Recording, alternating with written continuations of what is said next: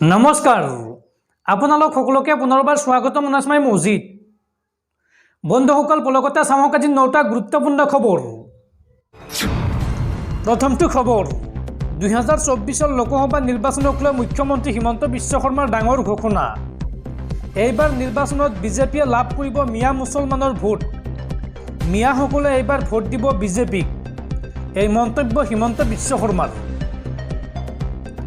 এইবাৰ বিজেপিয়ে লাভ কৰিব মিয়াৰ ভোট, মিয়াৰ বাবে বহু কাম কৰিছে বিজেপি চৰকাৰে। মিয়া ছোৱালী মহিলা আৰু নিবনুৱা যুৱকে ভোট দিব বিজেপিক, মিয়া যুৱতী মহিলাৰ সুৰক্ষাৰ বাবে কাম কৰিছে বিজেপিয়ে। মহিলাৰ সম্পত্তিৰ অধিকাৰ আৰু তালাকৰ বিৰুদ্ধে কাম কৰিছে বিজেপি চৰকাৰে। 2026 চনলৈ হিন্দু অঞ্চলত নাথাকিব কংগ্ৰেছ দল আৰু 2032 ভিতৰত মুছলমান অঞ্চলতো নাথাকিব কংগ্ৰেছ দল। মৰিগাঁৱত উপস্থিত হয় এই মন্তব্য মুখ্যমন্ত্ৰী হিমন্ত বিশ্ব শৰ্মাৰ। পৰৱৰ্তী খবৰ ৰাজ্যত হঠাৎ বতৰে ধাৰণ কৰিছে কালৰূপ। ৰাজ্যৰ বিভিন্ন প্ৰান্তত প্ৰচণ্ড ধুমুহা বৰষুণ আৰু শিলাবৃষ্টি। প্ৰচণ্ড ধুমুহা শিলাবৃষ্টিত বিস্তৰ ক্ষতিসাধন হৈছে ৰাজ্যত। তাৰ মাজতে ভাৰতীয় বতৰ বিজ্ঞান কেন্দ্ৰৰ আগজাননী আগন্তুক 4 দিনলৈ ৰাজ্যত অব্যাহত থাকিব প্ৰচণ্ড ধুমুহা বৰষুণ আৰু শিলাবৃষ্টি। হঠাৎ বতৰে ধাৰণ কৰিছে কালৰূপ। আগন্তুক 4 দিনত উত্তৰ পূবত বতাহ ধাৰাসাৰ বৰষুণৰ সম্ভাৱনা আছে। ৰাজ্যৰ বিভিন্ন প্ৰান্তত বজ্ৰপাতত হতাহতৰ সংখ্যা 7 জনলৈ বৃদ্ধি পাইছে। পশ্চিম কাৰ্বি আংলঙৰ খেৰণিত বজ্ৰপাতত মৃত্যু হৈছে এজন যুৱকৰ। গৰু আনিবলৈ গৈ বজ্ৰপাতত নিহত হৈছে পিণ্টু চৌহান নামৰ যুৱকজন। কাছাৰৰ দ্বিগুণচৰা চাহ বাগিচাতো বজ্ৰপাতত আহত হৈছে 6জনকৈ শ্ৰমিক। শ্ৰমিকে বাগিচাখনত কাম কৰি থকা অৱস্থাতে বজ্ৰপাতৰ ঘটনা ঘটে আৰু আহতসকলৰ ভিতৰত আছে 3গৰাকী মহিলা চাহ শ্ৰমিকো। আৰু ইপিনে বতৰ বিজ্ঞান কেন্দ্ৰই উত্তৰ পূবৰ আটাইকেইখন ৰাজ্যত য়েলো এলাৰ্ট জাৰি কৰিছে। এই সময়ছোৱাত ধুমুহাৰ গতিবেগ হ'ব প্ৰতি ঘণ্টাত 30ৰ পৰা 40 কিলোমিটাৰ। 1, 2, 3 আৰু 4 এপ্ৰিলত ৰাজ্যত অধিক বৰষুণ হোৱাৰ সম্ভাৱনা আছে। এই কথা জনাইছে ভাৰতীয় বতৰ বিজ্ঞান কেন্দ্ৰই। পৰৱৰ্তী খবৰ বিজেপিৰ বিৰুদ্ধে এইবাৰ প্ৰতিবাদত কপিল ৰাজধানী চহৰ দিল্লী। ৰাজধানী চহৰ দিল্লী কপালে বিৰোধী ঐক্য মঞ্চই। দিল্লীৰ ৰামলীলা ময়দানত বিৰোধী ঐক্য মঞ্চৰ শক্তি প্ৰদৰ্শন। গণতন্ত্ৰ ৰক্ষাৰ বাবে বিৰোধী ঐক্য মঞ্চৰ মহাৰেলী। ইডি CBI আয়কৰৰ দৰে বিভাগসমূহৰ অপব্যৱহাৰ কৰি বিৰোধীক দুৰ্বল কৰাৰ অভিযোগ বিজেপি চৰকাৰৰ বিৰুদ্ধে। নিৰ্বাচনৰ প্ৰাকক্ষণত কংগ্ৰেছৰ একাউণ্ট বন্ধ কৰি দিয়াৰ অভিযোগ কংগ্ৰেছ নেতা ৰাহুল গান্ধীৰ। আৰু দিল্লীৰ মুখ্যমন্ত্ৰী অৰবিন্দ কেজৰিৱালৰ গ্ৰেপ্তাৰৰ বিৰোধিতাৰে বিৰোধী ঐক্য মঞ্চৰ মহাৰেলী। মহাৰেলীত অংশগ্ৰহণ কৰে ৰাহুল গান্ধী, সোনিয়া গান্ধী, উদ্ধৱ ঠাকৰে, শৰদ পাৱাৰ আৰু অখিলেশ যাদৱে।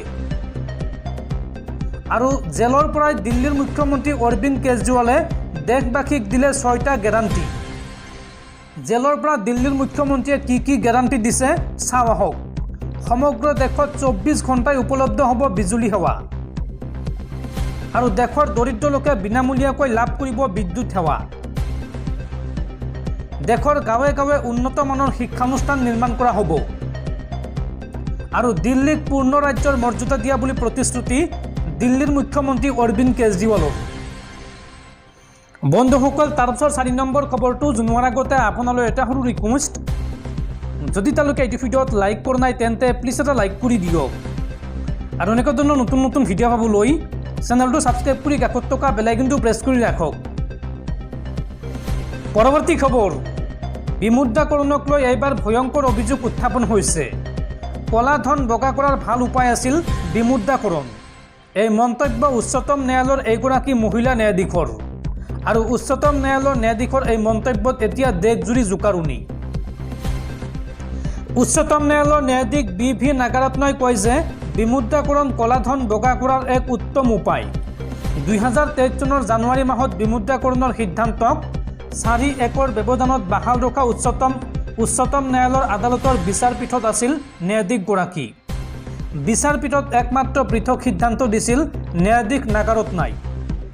ন্যায়াধীশ নাগাৰত্নাই শনিবাৰে প্ৰশ্ন উত্থাপন কৰে যে যদি 98% বিমুদ্ৰাকৃত নোটেই ভাৰতীয় ৰিজাৰ্ভ বেংকলৈ ঘূৰি আহে তেন্তে সেই সিদ্ধান্তৰ ফলত কলাধন কেনেকৈ নিৰ্মূল হ'ব পাৰে।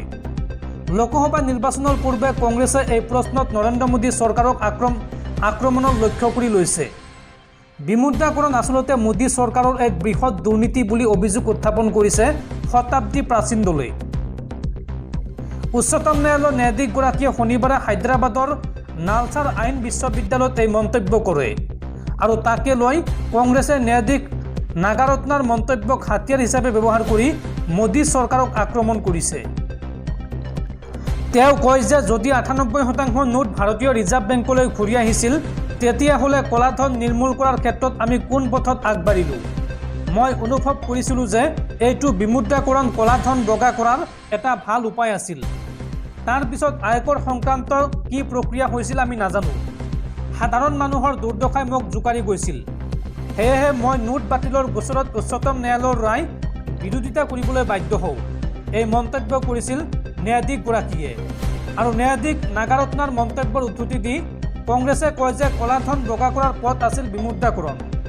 যদি বিমুদ্ৰাকৰণৰ পিছত 98% ধন ঘূৰি আহে তেন্তে কলাধন কলৈ গ'ল। উচ্চতম ন্যায়ালয়ৰ ন্যায়াধীশ বি.ভি. নাগাৰত্নাই এই মন্তব্য কৰিছে। ন্যায়াধীশ নাগাৰত্নাই কৈছে যে বিমুদ্ৰাকৰণৰ পিছত সাধাৰণ জনতাই সন্মুখীন হোৱা দুৰ্দশাৰ বাবে তেওঁ দুখী। এই বক্তব্যৰ পৰা স্পষ্ট যে বিমুদ্ৰাকৰণ আচলতে মোদী চৰকাৰৰ এক সুপৰিকল্পিত ষড়যন্ত্ৰ। এইটোৱে আটাইতকৈ ডাঙৰ দুৰ্নীতি, যি দুৰ্নীতিৰ জৰিয়তে কলাধন বগা কৰা হৈছিল। উল্লেখযোগ্য যে 2016 চনৰ 8 নৱেম্বৰত প্ৰধানমন্ত্ৰী মোদীয়ে 500 আৰু 1000 টকীয়া নোট বাতিল কৰাৰ সিদ্ধান্তৰ কথা ঘোষণা কৰিছিল।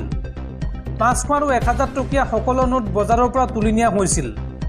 মোদী চৰকাৰে যুক্তি দিছিল যে সন্ত্ৰাসবাদলৈ বিত্তীয় সাহায্য ৰোধ আৰু কলাধন নিৰ্মূলৰ বাবে এই সিদ্ধান্ত লোৱা হৈছে।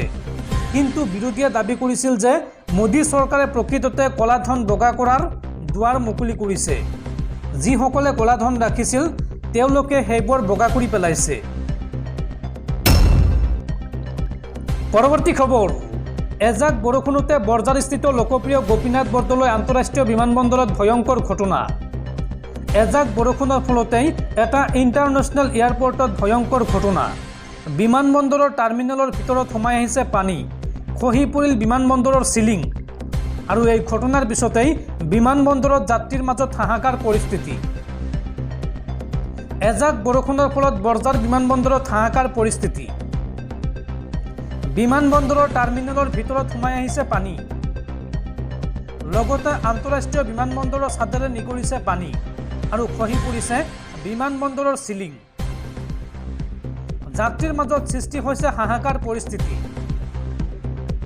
বৰঝাৰ বিমানবন্দৰৰ দৃশ্য দেখিলে আপুনি হ'ব হতবাক। পৰৱৰ্তী খবৰ, নিৰ্বাচনৰ পূৰ্বে কংগ্ৰেছত অব্যাহত আছে দল ত্যাগৰ ছুনামি। আৰু এইবাৰ কংগ্ৰেছ দল ত্যাগ কৰিলে এগৰাকী প্ৰাক্তন মন্ত্ৰীয়ে। এইবাৰ কংগ্ৰেছ দলৰ পৰা পদত্যাগ কৰিলে প্ৰাক্তন মন্ত্ৰী আবু ছালেহ নিজামুদ্দিনে। আৰু আজি AIUDF যোগদান কৰাৰ সম্ভাৱনা আছে প্ৰাক্তন মন্ত্ৰীগৰাকী। APCCৰ সভাপতি ভূপেন বৰালৈ পদত্যাগ পত্ৰ প্ৰেৰণ কৰিছে প্ৰাক্তন মন্ত্ৰী আবু ছালেহ নিজামুদ্দিনে।